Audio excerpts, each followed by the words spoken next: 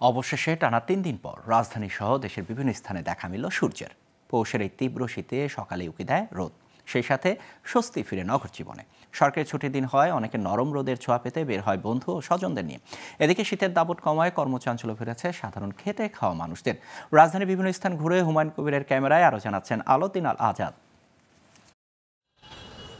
এবার ইংরেজি নতুন বছরের প্রথম দিন থেকেই তীব্র শীত ও হিমেল হাওয়ায় কাঁপন ধরায় রাজধানীর ঢাকাসহ সারা দেশকে। কুয়াশা, মেঘমালা, আকাশ আর হিমশীতল বাতাসে শীতের দাপট বেড়ে যায় কয়েক গুণ। এতে জনজীবনে তৈরি হয় খানিকটা স্থবিরতা। গেল ৩ দিন রাজধানী ছিল কুয়াশার চাদরে ঢাকা। দিনভর শীতে ভুগতে হয়েছে খেটে খাওয়া মানুষ আর অফিসগামী যাত্রীদের। শনিবার রাজধানীতে রোদের দেখা মেলায় স্বস্তি ফিরে জনমনে। এতে অনেকেই ঘুরতে বের হন নগরীর বিভিন্ন স্থানে। দুদিন ঘরে থাকার আক্ষেপের কথাও জানান তারা।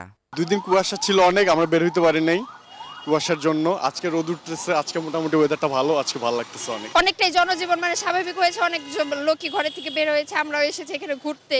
2 দিন পরে রোদ উঠছে, এতদিন কুয়াশা ছিল, শীত ছিল। আমরা ঢাবিতে পরীক্ষা দিতে আসি অ্যাডমিশনের জন্য, ভালো লাগতেছে ওয়েদারটা। এদিকে অভিভাবকরা জানান, এমন শীতে সন্তানের পরীক্ষা থাকায় কিছুটা চিন্তায় থাকলেও সূর্যের দেখা মেলায় ফিরেছে স্বস্তি। আর সকালে নরম রোদের পরশে ঘুরতে বের হন অনেকেই। আমার ছেলের আজকে ঢাকা বিশ্ববিদ্যালয়ে পরীক্ষা ছিল, তাই আমরা এসে 2 দিন কোনো কুয়াশা ছিল, আমরা খুব চিন্তিত ছিলাম। আমাদের তো প্রোগ্রাম ছিল আর আগে থেকে, যে ভাবছিলাম যে কুয়াশার মধ্যে আমরা কিভাবে, অনেক শীত।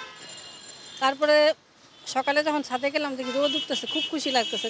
রিকশা ও অটোরিকশা সহ বিভিন্ন যানবাহনের চালকরা জানান, 2 দিন বেশ কষ্ট হয়েছে, কারণ যাত্রী কমে যাওয়ায় কমেছিল উপার্জন।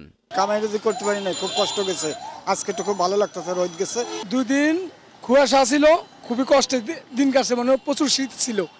এখন রোদ উঠছে, আল্লাহর রহমতে অনেক ভালো লাগতেছে।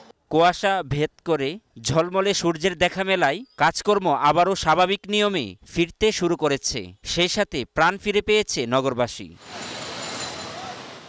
আলাউদ্দিন আল আজাদ, গ্লোবাল টেলিভিশন, ঢাকা।